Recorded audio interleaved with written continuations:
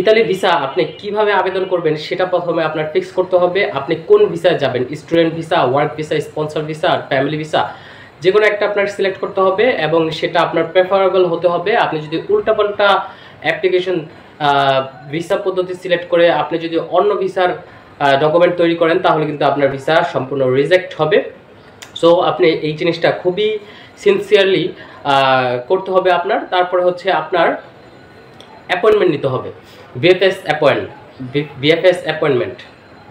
এই বিএফএস অ্যাপয়েন্টমেন্টটা কি? বিএফএস অ্যাপয়েন্টমেন্টটা হচ্ছে আপনি যে ফাইলগুলো গুছালেন সেগুলো আপনার জমা দিতে হবে বিএফএস গ্লোবালে। এই বিএফএস গ্লোবাল থেকে হচ্ছে অ্যাম্বাসিতে যাবে। অ্যাম্বাসিতে যাওয়ার পর অ্যাম্বাসি আপনাকে যে কোনো একটা ডিসিশন দিবে।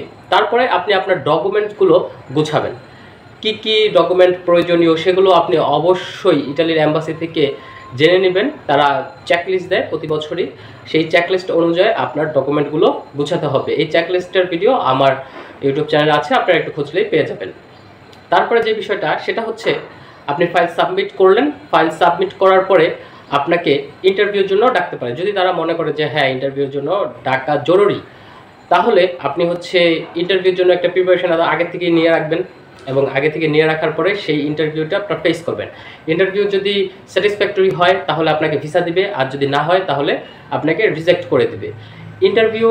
ইন্টারভিউতে কী কী প্রশ্ন জিজ্ঞেস করা হয় সেই সংক্রান্ত ভিডিও আমার ইউটিউব চ্যানেলে আছে, সেগুলোর থেকে আপনি হচ্ছে জেনে নিতে পারেন। ইন্টারভিউটা কিন্তু খুবই ক্রুশিয়াল।